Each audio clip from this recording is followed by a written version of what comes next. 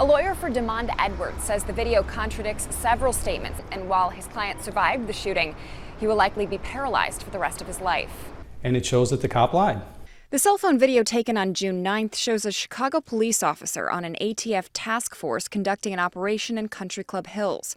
Prosecutors said Demond Edwards, the man in the blue and red, and two other men got out of a car, pointed guns at the officers and informant, and tried to rob them. The criminal complaint said Edwards ran away and was caught by the officer and then punched the officer multiple times, including in the face, which is why the officer said he had to shoot Edwards. Edwards' attorney, Bill Futris, tells me, if you're looking at the first 25 seconds, you can see that this is not the kind of case that should have resulted in any kind of a shooting. That's because the video doesn't show Edwards punching the officer as he rises to his feet. We're stopping the video here right before the 18-year-old was shot. There's no question this cop knew that Demond was unarmed, and he was moving away from the police officer when he was shot. Another discrepancy with this video, what Edwards was wearing. Prosecutors said the man who pointed a gun at the undercover ATF agent wore all black, including a balaclava-style head covering.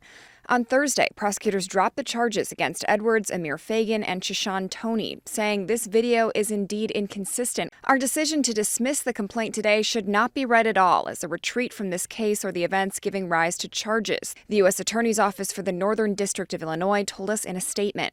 Prosecutors may seek to refile the charges later. There's a credibility issue by the U.S. Attorney's Office and potentially by law enforcement. Legal analyst Irv Miller says the case deepens the crisis facing the U.S. Attorney's Office after last month's Broadview 6 collapse. He says the office must rebuild its credibility.